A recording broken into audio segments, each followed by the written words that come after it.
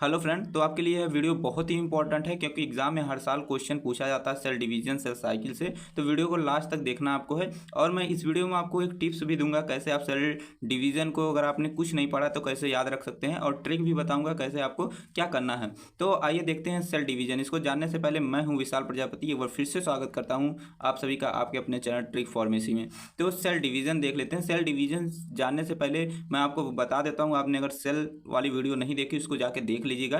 बिना सेल के, जब तक आप सेल के बारे में नहीं पढ़ेंगे तब आपको सेल डिवीजन नहीं समझ में आएगा। तो मैं थोड़ा यहाँ पे बता देता हूँ। तो मान लीजिए हमारी एक सेल है, एक सेल से हमारी दो सेल बनी, फिर इन सेल से फिर हमारी दो बनी, ठीक है, इससे भी दो बनी, फिर इससे हमारी दो सेल बनी। ऐसे ऐसे हमारे सेल बनती रहती है हमारी बॉडी में। तब कई सारे सेल को अगर मिला देंगे तो हमारा टिश्यू बन जाता है, कई सारे टिश्यू को मिलाएंगे तो हमारे ऑर्गन बन जाते हैं, कई सारे ऑर्गन को बनाएंगे एक ऑर्गन सिस्टम बन जाता है, कई सारे ऑर्गन सिस्टम को मिलाएंगे तो एक हमारी बॉडी बन जाती है। तो ऐसे हमारे बॉडी का पूरा निर्माण हुआ है। तो सेल के बारे में आपको जानना बहुत ही जरूरी है। तो सेल डिवीजन देख लेते हैं। सेल डिवीजन एक ऐसी प्रोसेस है जब हमारा पेरेंट सेल, ठीक है, एक पेरेंट सेल डिवाइड होकर दो डॉटर सेल बनाता है, तो उसी को हम बोलते हैं सेल डिवीजन। तो यहाँ पे बता देते हैं आपको। यहाँ पे मान लीजिए एक हमारी क्या है, एक ये हमारी पेरेंट सेल है, ठीक है, पेरेंट सेल है, ये हमारी एक पेरेंट सेल है। एक पेरेंट सेल क्या बनाएगी, दो डॉटर सेल बनाएंगी, ये दो डॉटर सेल हो गई। तो उसी को हमने क्या बोल दिया, सेल डिवीजन। डिवीजन का मतलब है तो बंटना, सेल का दो भागों में बंटना, उसी को बोलते हैं हम क्या बोलेंगे, सेल डिवीजन बोल। तो यहाँ पे आपने सिंपली जो डिफिनेशन इसकी देख ली। सेल डिवीजन जो होता है इसको बोलते हैं सेल मल्टीप्लाइकेशन। मल्टीप्लाई, मल्टी का मतलब होता है डिवाइड होना, ठीक है, दो भागों में, ठीक है, दो भागों में बंटना, उसी को क्या बोलते हैं, मल्टीप्लाइकेशन बोलते हैं। या बोल सकते हैं सेल रिप्रोडक्शन। रिप्रोडक्शन मतलब कि फिर से प्रोड्यूस होना, ठीक है, री का मतलब पुनः, प्रोडक्शन का मतलब प्रोड्यूस होना, मतलब एक सेल से दो सेल बनना, उसी को क्या बोलेंगे, सेल रिप्रोडक्शन। तो हम सेल डिवीजन को सेल मल्टीप्लाइकेशन नाम से भी बोल सकते हैं, सेल रिप्रोडक्शन के नाम से भी बोल सकते हैं। तो यहाँ पे एक हमारी पेरेंट सेल है, एक पेरेंट सेल हमारे दो डॉटर सेल बन गई, इसी को हमने क्या बोल दिया, सेल डिवीजन बोल दिया। तो हमारा जो सेल डिवीजन होता है यह दो तरीके से होता है, एक मिटोसिस होता है, एक मायोसिस होता है। तो इस वीडियो में जानने वाले मिटोसिस, जो हर साल एग्जाम में आप पेपर उठा के देखेंगे प्रीवियस ईयर, हर साल यह क्वेश्चन जो मिटोसिस से ही आता है, ठीक है। तो हमारा जो जितनी भी हमारी बॉडी की सेल है, सिर्फ स्पर्म और ओवम को छोड़कर, ठीक है, सभी में जो सेल का डिवीजन होता है मिटोसिस के थ्रू होता है, और स्पर्म और ओवम का जो डिवीजन होता है, सेल डिवीजन, वह हमारा मायोसिस के थ्रू होता है, मियोसिस, ठीक है। तो मिटोसिस जो होता है बहुत ही इंपॉर्टेंट है हमारा। तो इसमें जान लेते, देख लीजिए आपके अगर एग्जाम में पूछा जाता है या सेल डिवीजन या सेल साइकिल दोनों एक ही है, ठीक है, उसमें कुछ आपको करना नहीं है। अब जान लेते हैं सेल साइकिल होती क्या है। सेल साइकिल जानने से पहले आप डिफिनेशन मिटोसिस की देख लीजिए। मिटोसिस उसको बोलते हैं responsible for growth of cell, ठीक है। जो मिटोसिस हमारा होता है ये सेल के ग्रोथ, मतलब सेल को बढ़ने के लिए रिस्पॉन्सिबल होता है। और नंबर ऑफ क्रोमोसोम सेम, इसमें जो नंबर ऑफ क्रोमोसोम है अभी आपको आगे बताएंगे, इसमें सेम रहते हैं, ठीक है। अगर इन सोमैटिक सेल, जो हमारा मिटोसिस होता है ये सिर्फ सोमैटिक सेल में होता है। सोमैटिक सेल उसको बोलते हैं, स्पर्म ओवम को छोड़कर जितनी भी सेल हैं उसको बोल देंगे हम क्या, सोमैटिक सेल बोल देंगे, ठीक है। नंबर ऑफ क्रोमोसोम देखिए, हमारे बॉडी में जो क्रोमोसोम की संख्या है, ठीक है, वह हमारी 46 होती है, ठीक है, बोल सकते हैं कितना, 46 बोलेंगे। तो आप अपने पेंसिल से नोट डाउन यहाँ पे कर लीजिएगा। तो यहाँ पे सेल साइकिल जानने से पहले आपको एक नोट्स बता देते हैं जो बहुत ही इंपॉर्टेंट है। पूरी सेल साइकिल जो होती है यह हमारे 24 आवर्स की होती है, मतलब एक सेल से दूसरा सेल बनने में कितना समय लगता है, 24 घंटे लगता है। मान लीजिए हमारे बॉडी में मान लीजिए एक सेल है, एक सेल से दो सेल बनने के लिए 24 आवर्स लगते हैं, 24 घंटे लगते हैं, मतलब कि एक दिन लगते हैं, ठीक है। तो यहाँ पे सेल साइकिल जो होती है, यहाँ पे हमारा बात करते हैं अगर मिटोसिस की, तो इसमें हमारा एक इंटरफेज आता है, यम फेज आता है। तो इंटरफेज की बात करते हैं तो इसमें हमारा G1 फेज आता है, एस फेज आता है, G2 फेज आता है। अभी आपको सब चीज़ें क्लियर हो जाएंगी। थोड़ा आपको यहाँ पे थोड़ी परेशानी हो रही है अगर आप यूपी बोर्ड से पढ़े हैं, ठीक है। तो यहाँ पे G1 फेज, इसको गैप फर्स्ट फेज बोलते हैं, यस फेज को सिंथेसिस फेज बोलते हैं, G2 फेज को गैप 2 फेज बोलते हैं, ठीक है। अब बात करते हैं यम फेज। यम फेज का मतलब ही होता है मिटोसिस फेज, ठीक है। यहाँ पे एक्चुअल सेल डिवीजन होता है। यह हमारा क्या है, यहाँ पे कैरियोकाइनेसिस एक होता है, एक साइटोकाइनेसिस होता है। कैरियोकाइनेसिस की बात करते हैं तो इसमें 3-4 पार्ट आते हैं। एक प्रोफेज आता है, एक हमारा मेटाफेज आता है, और एक हमारा होता है एनाफेज होता है, ठीक है। तो इसको एक ट्रिक से भी मैं आपको यहाँ पे याद करा देता हूँ। आपको एक ट्रिक याद रखनी है। ट्रिक कौन सी याद रखनी है, यहाँ पे लिख लेते हैं ट्रिक याद रखना, पी मैट, ठीक है। पी मैट अगर याद रख लेते हैं तो आपको यह याद हो जाएगा। तो यहाँ पे आपको दिखा देते हैं सेल साइकिल, आपको दिखा देते हैं। तो सेल साइकिल मैं आपको यहाँ पे ड्रा करके दिखाऊंगा तो आपको ज़्यादा क्लियर समझ में आ जाएगा, ठीक है। तो यहाँ पे मैं आपको ड्रा करके दिखाता हूँ। तो पहले आपको बनाना है क्या, एक बड़ा सा गोला बनाना, सर्किल बनाना है, ठीक है।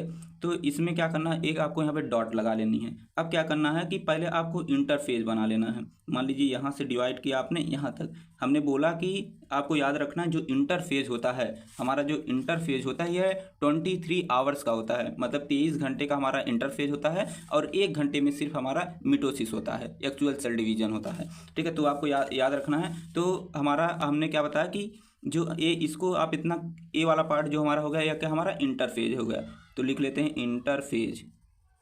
ए हमारा इतना यहाँ से यहाँ तक हमारा हो गया एम फेज हो गया।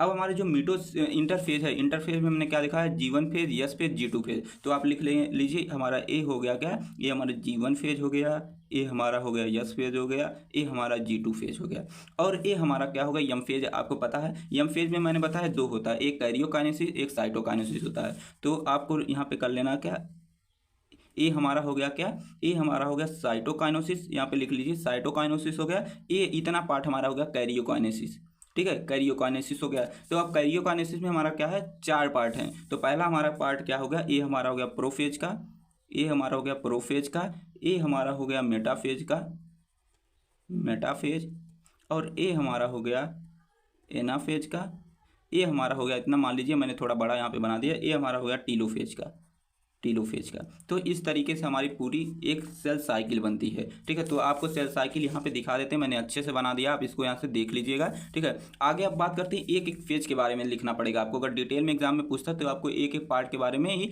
लिखना पड़ेगा। तो यहाँ पे पहले हम बात कर लेते हैं हमारा जो G1 फेज है, G1 फेज यहाँ पे गैप फर्स्ट फेज, पहले इसी को हम देखते हैं। गैप फर्स्ट फेज हमारा जो होता है, ठीक है। तो पहले इंटरफेज के बारे में थोड़ा यहाँ पे जान लेते हैं, इंटरफेज में होता क्या है। इंटरफेज में आपको याद रखना है, ठीक है। इंटरफेज जो होता है हमारा, इसको हम बोल सकते हैं कि रेस्टिंग फेज भी बोलते हैं।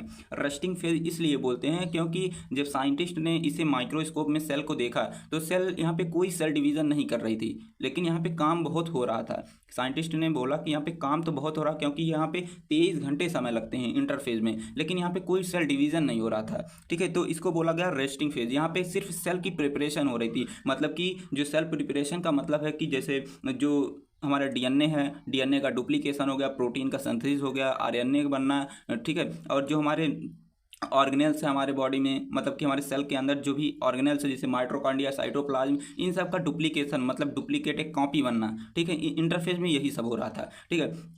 तो इंटरफेज की बात करते हैं कि इंटरफेज हमारा सबसे लॉन्गेस्ट फेज होता है। लॉन्गेस्ट फेज इसलिए बोला जाता है कि मैंने बताया कि हमारा जो सेल साइकिल है यहाँ से यहाँ तक का जो पूरा एरिया दिख रहा है, ये हमारा किसका है, ये हमारे इंटरफेज का एरिया है, ठीक है। तो इसलिए सब इसको बोला गया लॉन्गेस्ट फेज बोला गया। और इसमें मैंने बताया कि 23 आवर्स लगते हैं, इस जो हमारा इंटरफेज है इसको टोटल जो इसका टाइम पीरियड होता है 23 आवर्स का होता है। और अगली बात करते हैं कि इसमें इंटरफेज में सिर्फ यही होता है कि इसमें जो सेल है, सेल के साइज में क्या होता है, सेल की जो साइज है ये कंटिन्यूसली बढ़ती है। अभी आपको समझाते हैं यहाँ पे।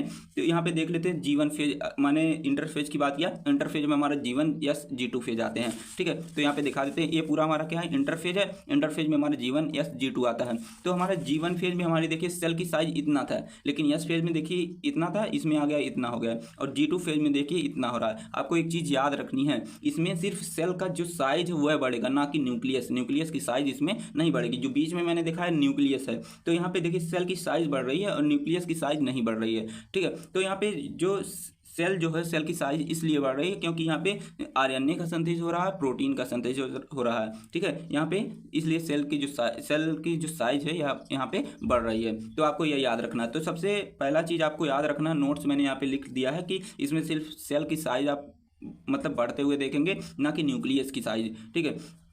तो आगे बात करते हैं G1 फेज की। G1 फेज की बात करते हैं तो इसको हम फर्स्ट ग्रोथ फेज कहते हैं, फर्स्ट ग्रोथ फेज कहते हैं, ठीक है। ये हमारा G1 क्या हो गया, फर्स्ट ग्रोथ फेज हो गया। इसमें जो टाइम पीरियड इसका होता है 8 से 10 घंटे का होता है। इसमें जो होते हैं मोस्टली जो और सेल ऑर्गेनेल्स होते हैं या डुप्लीकेट करते हैं, सिर्फ माइटोकॉन्ड्रिया को छोड़कर। माइटोकॉन्ड्रिया और एक ऑर्गेनेल्स है, अभी आपको बता देंगे, ठीक है। इसमें ऑर्गेनेल्स का नाम आपको बता देते हैं, आप लिख लीजिए माइटोकॉन्ड्रिया और जो क्लोरोप्लास्ट होता है, 2 चीज़ का यहाँ पे डुप्लीकेशन नहीं होता है, और जितने भी ऑर्गेनेल्स हैं सभी का डुप्लीकेशन यहाँ पे होता है। आगे बात करते हैं हमारा जो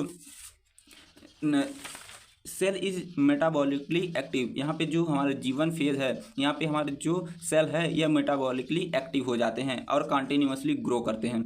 और इसमें जो क्रोमोसोम की संख्या है यहाँ पे 2n ही रहती है, मतलब कि 46 क्रोमोसोम ही यहाँ पे रहते हैं। यहाँ पे सेल जो क्रोमोसोम है इसके मतलब कि नंबर में कोई चेंजेस नहीं आता है। आगे बात करते हैं यस फेज की। यस फेज में जो यस फेज का जो टाइम होता है, टाइम पीरियड होता है, वह 8 घंटे का होता है। ठीक है, आपने देखा जीवन फेज में 8 से 10 घंटे लगते हैं और यस फेज में 8 घंटे लगते हैं। इसमें क्या होता है कि आरएनए की डीएनए की सिंथेसिस होती है। डीएनए की सिंथेसिस यहाँ पे होती है।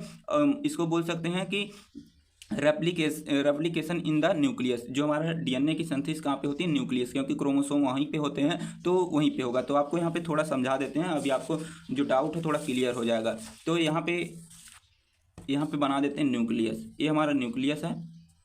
न्यूक्लियस में हमारे क्या हो गए? क्रोमैटिन। ये हमारे क्रोमैटिन हो गए। अब क्रोमैटिन जो होगा ये हमारा, ये क्रोमैटिन है। क्रोमैटिन इसको बाहर हमने कर लिया। ठीक है, अब यही जो क्रोमैटिन हमें हमारा दिख रहा है यह हिस्टोन प्रोटीन के हेल्प से कंडेंस हो जाएगी। तो यहाँ पे हमने कंडेंस भी कर दिया, इस फॉर्म में कर दिया। ठीक है, तो इसके अंदर क्या है? एक हमारा मान लीजिए यह डीएनए है। ठीक है, फिर यह क्या होगा कि यह डुप्लीकेशन का मतलब होता है कॉपी। डुप्लीकेशन मतलब कॉपी या डुप्लीकेट बनाना। तो यहाँ पे एक ऐसे बना था, अब इसी का डुप्लीकेट ऐसे बन जाएगा, ऐसे डुप्लीकेट इसका बन जाएगा। तो यहाँ पे भी हमारा जो डीएनए है यह भी ऐसे इसमें भी आ जाएगा। ठीक है, तो यहाँ पे वही लिखा गया कि डीएनए सिंथेसिस। इस फेज में जो यस फेज होता है यहाँ पे डीएनए की सिंथेसिस होता है। यहाँ पे देख लीजिए कि जो नंबर ऑफ क्रोमोसोम हैं यह इक्वल होते हैं नंबर ऑफ जो सेंट्रोमियर होते हैं। सेंट्रोमियर जो होते हैं, number of centromere is equal to number of chromosome. अब आपके माइंड में एक क्वेश्चन आ रहा होगा, तो यहाँ पे जो अगर आपने क्रोमोसोम का स्ट्रक्चर देखा होगा तो क्रोमोसोम का स्ट्रक्चर इस तरीके से आपने देखा होगा। इसको बोलते हैं सिस्टर क्रोमैटिन बोलते हैं। ठीक है, सिस्टर क्रोमैटिन बोलते हैं। यहाँ पे बीच में एक होता है सेंट्रोमियर होता है। ठीक है, अब इसको आपने बोला कि हमने यहाँ पे भी इसको 2n लिखा, यहाँ पे भी इस वाले के पास भी हमने 2n लिखा। तो आपके माइंड में क्वेश्चन आना चाहिए कि यहाँ पे तो 2 बन गया। ठीक है, 2 बन गया तो यहाँ पे 4n लिखना चाहिए था, लेकिन यहाँ पे इसलिए 2n लिखा गया है क्योंकि अगर जब हमारा सेंट्रोमियर यहाँ पे जब हमारा कितने भी यहाँ पे अगर ये देख लीजिए, ये हमारे जो है सिस्टर क्रोमैटिन जो है यह हमारे एक ही सेंट्रोमियर से जुड़े हुए हैं, तभी इसका जो है यहाँ पे 2n लिखा रहेगा। अगर यही सेंट्रोमियर से अलग हो जाते, मान लीजिए कि एक यहाँ पे ऐसे आ जाता और यहाँ पे एक ऐसे, सेंट्रोमियर देखिए डिवाइड हो गया है। ठीक है, तो यह भी हमारा, अब यहाँ पे लिख सकते हैं हम क्या? 4n लिख देंगे। ठीक है, तो क्योंकि यहाँ पे सेंट्रोमियर यहाँ पे 2 हो गए, अगर एक ही सेंट्रोमियर से जुड़े रहते हैं तो इसको हम क्या बोलते हैं? 2n ही बोलते हैं। तो यहाँ पे यह पॉइंट आपको याद रखना है। आगे बोलते हैं जो हमारा सेंट्रियोल है, सेंट्रियोल डुप्लीकेट इन साइटोप्लाज्म। जो हमारे सेंट्रियोल होते हैं, सेंट्रियोल आपको दिखा देते हैं। मान लीजिए ये हमारी सेल है, सेल में हमारे क्रोमैटिन्स हो गए, ये देख लीजिए मैंने सेंट्रियोल बनाया है। ये हमारा हो गया सेंट्रोमियर हो गया। सेंट्रोमियर के अंदर ऐसे बंडल लाइक स्ट्रक्चर आपको सेंट्रियोल दिखेंगे। ठीक है, तो इस तरीके से सेंट्रियोल दिखते हैं। तो हमारे सेंट्रियोल जो होते हैं ये हमारे साइटोप्लाज्म में डुप्लीकेट हो जाते हैं, मतलब एक सेंट्रियोल से दूसरा सेंट्रियोल बन जाता है, मतलब इसका डुप्लीकेशन मतलब डुप्लीकेट बन जाता है, कॉपी बन जाता है। और इसमें जो यस फेज में यह होता है कि जो डीएनए का कंटेंट है, सी फॉर कंटेंट मतलब कि सी फॉर किलो, आप ऐसे याद रख लीजिए सी फॉर किलो। तो यहाँ पे 2c था, यहाँ पे 4c हो जाता है। ठीक है, मतलब डीएनए का जो कंटेंट है, ठीक है, डीएनए का जो वेट है यहाँ पे डबल हो जाता है। ठीक है, 2c था, यहाँ पे 2c के तरफ 4c हो जाता है। देख लीजिए यहाँ पे ऐसे हुआ था। पहले यहाँ पे हम बात करेंगे, ये हमारा 2c था, यहाँ पे देख लीजिए क्या हो गया? 4c हो गया। लेकिन यहाँ पे जो क्रोमोसोम की संख्या है ये हमारी 2n ही रहेगी। तो यहाँ पे लिखा है हमारा जो क्रोमोसोम की संख्या है यहाँ पे सेम ही रहेगी। ठीक है, आगे बात करते हैं हमारे G2 फेज की। आपने समझ लिया G1 यस फेज। अब बात करते हैं G2 फेज। इसमें क्या होता है कि इसमें यही होता है कि कुछ एंजाइम की सिंथेसिस होती है और इसके साथ साथ कुछ एसेंशियल प्रोटीन बनता है G2 फेज में। और इसके साथ साथ इसमें भी हमारे जो G2 फेज है इसमें भी क्रोमोसोम की संख्या हमारी 2n ही रहती है। ठीक है, आगे बात करते हैं जो हमारा G2 फेज है, इसमें जो समय लगता है 4 से 6 घंटे का समय लगता है। अब हमारा जो अगला फेज आता है यम फेज। आपने इंटर फेज तो देख लिया, अब बात करते हैं हमारा यम फेज।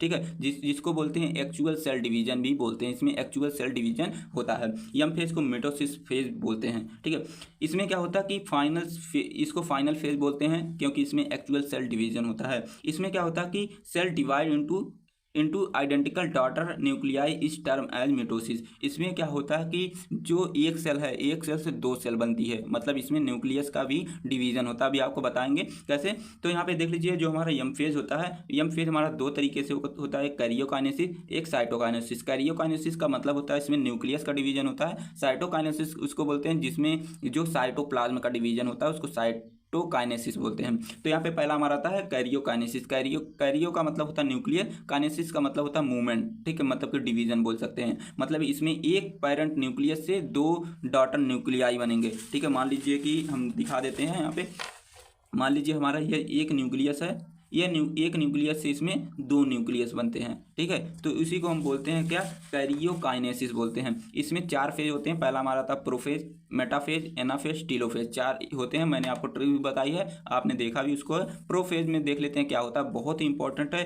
प्रो का मतलब होता है फर्स्ट, फेज का मतलब होता है स्टेज, मतलब यह मिटोसिस का पहला स्टेज होता है। यह क्या करता है कि जो हमारा प्रोफेज है, यह जो हमारा यस फेज होता है और G2 फेज होता है, यह हमारा किस में होता है, इंटरफेज, इसको फॉलो करता है, ठीक है। कहेगा कि मैं इसी को फॉलो करके आगे अपना जो भी करना रहेगा काम वह करूंगा, ठीक है। आगे देख लेते हैं इसमें प्रोफेज में क्या होता है। प्रोफेज में यही होता है कि जो क्रोमैटिन मटेरियल होते हैं, ठीक है, हमारे न्यूक्लियस के अंदर, उसी का कंडेंसिएशन होता है। मतलब कंडेंसिएशन का मतलब होता है कि मान लीजिए ये हमारा न्यूक्लियस है, न्यूक्लियस में हमारा क्या है, यह क्रोमैटिन है, इसी का कंडेंसिएशन होगा। कंडेंसिएशन मतलब किसके हेल्प से होगा, एक प्रोटीन होती है जिसको हम बोलते हैं हिस्टोन प्रोटीन। हिस्टोन प्रोटीन क्या करेगी, इसी को जो क्रोमैटिन है इसी को कंडेंस करके क्रोमोसोम में बदल देती है। तो वही पॉइंट यहाँ पे लिखा गया है। तो यहाँ पे जो सेंट्रियोल है, सेंट्रियोल आपको दिखा देते हैं। मान लीजिए हमारे यह हमारा क्या है, एक सेल है। सेल का जो ये आपको दिख रहा है साइटोप्लाज्म, यहाँ पे ऐसे ऐसे दिखा देते हैं साइटोप्लाज्म। साइटोप्लाज्म के अंदर क्या होता है, एक हमारा होता है सेंट्रोसोम होता है। सेंट्रोसोम के अंदर क्या होते हैं, मैंने दिखाया कि सेंट्रोसोम के अंदर होते हैं बंडल लाइक स्ट्रक्चर, जिसको बोलते हैं सेंट्रियोल बोलते हैं। सेंट्रियोल क्या करते हैं, इसमें अपोजिट साइड मूवमेंट करते हैं, ठीक है। मान लीजिए ये क्या करता है कि यहाँ पे मैंने थोड़ा ऐसे दिखा दिया। तो यहाँ पे मान लीजिए ऐसे, यहाँ पे दो सेंट्रियोल हैं, एक सेंट्रियोल इस पोल पे चले जाएंगे, एक सेंट्रियोल इस पोल पे चले जाएंगे। तो मैंने इसको यहाँ पे ऐसे दिखा दिया है। तो एक जो हमारा सेंट्रियोल था ये इस पोल पे चला गया, यहाँ पे ए वाला इस पोल पे चला आया, ठीक है। तो वही लिखा कि हमारे जो सेंट्रियोल है यह अपोजिट साइड में मूवमेंट कर जाते हैं। और आपको यहाँ पे एक चीज़ और याद यह रखनी है कि यहाँ पे जो न्यूक्लियस मेम्ब्रेन थी, ये हमारा न्यूक्लियस जो मेम्ब्रेन थी, इसके ऊपर मान लीजिए कहाँ पे मैंने दिखाया था, यहाँ पे न्यूक्लियस मेम्ब्रेन यह डिग्रेड होना शुरू हो जाती है, डिकम्पोज होना शुरू हो जाती है, ठीक है। यहाँ पे न्यूक्लियस मेम्ब्रेन ऐसे दिख रही थी पहले, ठीक है। लेकिन इस फेज में जो हमारा प्रोफेज होता है, इसमें हमारा जो न्यूक्लियस मेम्ब्रेन है वह यहाँ पे देखिए डिसइंटीग्रेट होना स्टार्ट हो जाती है। और इसमें क्या होता है कि जो हमारे सेंट्रियोल होते हैं, इसमें एक फाइबर लाइक स्ट्रक्चर भी निकलने लगता है। फाइबर लाइक स्ट्रक्चर मतलब कि सेंट्रियोल हमारा ये है, हमारा सेल के अंदर ये हमारे सेंट्रियोल है, इसमें एक ट्यूब लाइक ऐसे ऐसे इसको बाल निकलने लगते हैं, बाल मान लीजिए अपनी भाषा में। तो इसको बोलते हैं एस्टर, बोलते हैं एस्टर फाइबर, बोलते हैं एस्टर फाइबर, या बोल सकते हैं माइक्रोट्यूब्यूल्स, माइक्रोट्यूब्यूल्स भी इसको आप बोल सकते हैं, ठीक है। तो यहाँ पे देख लीजिए मैंने दिखाया है, ये हमारा न्यूक्लियस था, ठीक है, न्यूक्लियस मेम्ब्रेन हमारी है, और इसके अंदर हमारे क्रोमैटिन थे। क्रोमैटिन ये हमारे देख लीजिए सेंट्रियोल थे, ठीक है। यह क्या हुआ कि हमारे जो क्रोमैटिन है यह हमारे कंडेंस होकर किसमें, क्रोमोसोम में यहाँ पे देख लीजिए बदल गए हैं, ठीक है, क्रोमोसोम में। और क्या हुआ कि हमारे जो प्रोफेज था, प्रोफेज में हमारा जो न्यूक्लियस मेम्ब्रेन थी यह क्या होने लगी, डिसइंटीग्रेट होने लगी, ठीक है। और हमारे जो सेंट्रियोल थे, सेंट्रियोल में एक हेयर लाइक स्ट्रक्चर देख लीजिए निकलने लगा है, उसको हमने क्या बोल दिया, आपको थोड़ा जूम करके दिखा देते हैं, ठीक है। तो यहाँ पे देख लीजिए हेयर लाइक स्ट्रक्चर निकलने लगा है, उसको हमने बोल दिया क्या, एस्टर फाइबर या माइक्रोट्यूब्यूल्स बोल दिया है, ठीक है। ये हमारा किस में होता है, प्रोफेज में ये सभी चीज़ें होती हैं। आगे अब बात करते हैं, आगे जो हमारा आता है ये हमारा आता है मेटाफेज, ठीक है। पहले हमारा आता है प्रोफेज। अभी आप वीडियो को आराम से देखते रहिए, अभी लास्ट में मैं आपको पूरा अच्छे से निचोड़ दूंगा इसका, ठीक है। आप बस आराम से देखते रहिए। मेटाफेज में क्या होता है, मेटा का मतलब होता है सेकंड, और फेज का मतलब होता है स्टेज, मतलब कि यह मिटोसिस का हमारा सेकंड स्टेज होता है। इसमें क्या होता है, इस फेज में जो न्यूक्लियर इवल्यूप है यह कंप्लीट डिसइंटीग्रेट हो जाता है, मतलब कि न्यूक्लियर जो मेम्ब्रेन थी वह टोटली इसमें खत्म हो गई, ठीक है, पूरा एकदम तरीके से खत्म हो गया। और इसमें क्या होता है कि जो स्पिंडल फाइबर थे, मतलब कि ये हमारे स्पिंडल फाइबर, जिसको बोला हमने माइक्रोट्यूब्यूल्स बोला था, या तो आपने बोला था एस्टर फाइबर, यह क्या होने लगे कि हमारे जो क्रोमोसोम है, ये सब हमारे क्रोमोसोम है, क्रोमोसोम से क्या होने लगे, ऐसे ऐसे अटैच होने लगे। आपको थोड़ा यहाँ पे समझा देते हैं। मान लीजिए कि ये हमारे क्या थे, क्रोमोसोम, ये हमारे क्या है, सेंट्रोमियर। ठीक है, ये हमारे क्या है, सेंट्रियोल थे। सेंट्रियोल में जो स्पिंडल फाइबर थी ये ऐसे क्या करने लगा, इसको ऐसे अटैच करने लगा। ठीक है, ऐसे अटैच करने लगा। ठीक है, तो वही यहाँ पे लिखा गया है। यहाँ पे देख लीजिए हमारा क्रोमोसोम है, ये हमारा सेंट्रोसोम है। ठीक है, ये हमारा क्या हो गया, स्पिंडल फाइबर हो गई। ये हमारा जो जो डीएनए को जोड़े सॉरी जो हमारे क्रोमोसोम के बीच में होता है उसको क्या बोलते हैं हम, सेंट्रोमियर बोलते हैं। इसके अंदर हमारा क्या होगा, साइटोप्लाज्म हो गया। इसमें भी आपको याद रखना है कि मेटाफेज में भी हमारा जो क्रोमोसोम की संख्या होती है यह 4 यानी ही होती है। ठीक है, आपको याद रखना है। और एनाफेज की अगर हम बात करते हैं, एनाफेज में क्या होता है कि in this phase division of centromere, इसमें क्या होता है कि सेंट्रोमियर जो हमने सेंट्रोमियर जो सेंटर में था, इसमें ये हमारा जो सेंट्रोमियर है ये इसका क्या होने लगा, डिवीजन होने लगा। मतलब कि यहाँ से ब्रेक हो जाएगा, ये दो पार्ट में बढ़ जाएगा। दो पार्ट में ऐसे बढ़ जाएगा, ऐसे हो गया एक, और एक ऐसे बढ़ जाएगा। मतलब कि एक से दो बन गए। यहाँ पे सेंट्रोमियर जो सेंट्रोमियर था इसमें इसका डिवीजन हो जाएगा। तो यहाँ पे देख लीजिए, यहाँ पे इसका डिवीजन हो गया है। और क्या होगा कि sister chromatids get separate and move toward the corresponding poles. जो ये हमारे थे ये सिस्टर क्रोमैटिड्स हैं। ठीक है, हमने बताया सिस्टर क्रोमैटिड, ये हमारे क्या होते हैं, ये सिस्टर क्रोमैटिड्स होते हैं। ये क्या होंगे, दो पार्ट में डिवाइड होके अलग अलग पोल पे चले जाएंगे। एक तो इस पोल पे चला जाएगा और एक इस पोल पे आ जाएगा। ठीक है, अब यहाँ पे आपको याद रखनी है क्या, यहाँ पे याद रखनी है कि जो नंबर ऑफ क्रोमोसोम है यह डबल हो जाएगा। मैंने आपको पहले बताया था कि अगर एक मान लीजिए इससे एक ऐसे एक ही सेंट्रोमियर से जुड़े हैं, एक ही सेंट्रोसोम से जुड़े हैं, तब इसको 2n बोला जाएगा। लेकिन अगर ये दो भाग में डिवाइड हो जाते हैं तो इसको 2 मल्टीप्लाई कर देंगे 46। ठीक है, मतलब कि 2n का मतलब होता है 46 क्रोमोसोम। अब इसको क्या कर दिया हमने, डबल कर दिया। डबल कर दिया तो मतलब 46 मल्टीप्लाई 2 कर दिया तो कितना हो जाएगा हमारा, ये हमारा हो जाएगा 92 हो जाएगा। अब यहाँ पे जो एनाफेज है इसमें जो क्रोमोसोम की संख्या है वह हमारी क्या हो जाएगी, 92 हो जाएगी। तो यहाँ पे डायग्राम में दिखाया गया कि यहाँ पे देखिए कैसे कैसे डिवाइड हो रहा है। तो आपको एक 3D एनिमेशन वीडियो जो मैं डिस्क्रिप्शन में दे दूंगा या मैं कमेंट बॉक्स में दे दूंगा, आप वहाँ पे जाके उसको चेकआउट कर लीजिएगा। वहाँ पे आपको 3D एनिमेशन में पूरा अच्छे से दिखाया जाएगा कैसे कैसे सेल का डिवीजन हो रहा है। ठीक है, आगे बात करते हैं टीलोफेज की। टीलोफेज में अगर बात करते हैं, टीलो का मतलब होता है इंड और फेज का मतलब होता है स्टेज। मतलब यह मिटोसिस का लास्ट मतलब इंड वाला स्टेज माना जाता है। इसमें क्या होता है कि इसमें जो क्रोमोसोम होते हैं यह अपोजिट साइड में पहुंच जाते हैं। तो यहाँ पे देख लीजिए ये क्या हो गए, यह आपस में ऐसे मतलब ऐसे ऐसे आपस में जुड़ जाएंगे। तो यहाँ पे जुड़ने के बाद क्या होंगे, अपोजिट साइड में यह क्या होंगे, पहुँच जाएंगे। ठीक है, तो इसमें क्या होगा कि जो न्यूक्लियर मेम्ब्रेन है फिर से अपीयर होना स्टार्ट हो जाएगी। इसमें तो अपीयर नहीं हो रही थी ना, तो इसमें डिसइंटीग्रेट हो गया था। लेकिन हमारा जो टीलोफेज है इसमें जो न्यूक्लियर मेम्ब्रेन है फिर से अपीयर होना स्टार्ट हो जाएंगी। और जो हमारे सेल ऑर्गेनेल्स हैं वह भी क्या होने लगेंगे, वह हमारे डुप्लीकेट हो जाएंगे। मतलब कि वह भी हमारे यहाँ पे दिखाई देने लगेंगे। और क्या होगा कि और हमारा यहाँ पे जो होगा, यह जो हमारे सेल ऑर्गेनेल्स हैं, मैंने बताया कि सर ऑर्गेनेल्स हुआ भी यहाँ पे दिखने लगेंगे। ठीक है, इस तरीके का स्ट्रक्चर आपको दिखने का मिलेगा। आगे बात करते हैं, हमारा जो आगे आता है साइटोकाइनेसिस। ठीक है, साइटोकाइनेसिस उसको बोलते हैं जिसमें जब हमारा साइटोप्लाज्म का डिवीजन होता है। तो यहाँ पे क्या होगा कि इस तरीके से स्ट्रक्चर जैसे पहले मतलब देखे थे वहाँ पे ऐसा स्ट्रक्चर देखिए, ये माइटोकॉन्ड्रिया हो गया, ये सेंट्रोसोम हो गया। ठीक है, ये हमारा गोल्गी अपरेटस हो गया, ये हमारे क्रोमैटिन हो गए। ठीक है, ये सब आपको देखने को मिल जाएंगे। अब इसका क्या होगा, साइटोप्लाज्म जो डिवाइड हो जाएगा, यहाँ से ब्रेक हो जाएगा। ब्रेक हो गया मतलब कि 2 सेल बना लेगा। ठीक है, यहाँ पे 2 डॉटर सेल बन गई। तो मतलब कि एक सेल से क्या बना, 2 सेल बना। अब देख लीजिए कैसे ओवरव्यू इसका कैसे देखेंगे, जल्दी हम देखते हैं। यहाँ पे पहले बात करते हैं इंटरफेज की। इंटरफेज की बात करते हैं तो यहाँ पे देख लीजिए सेंट्रोसोम था हमारा, और भी ऑर्गेनेल्स थे हमारे यहाँ पे। ठीक है, यहाँ पे हमें क्या करना है, जो हमारे क्रोमैटिड्स थे यहाँ पे 2n थे। ठीक है, हमारा 2n था।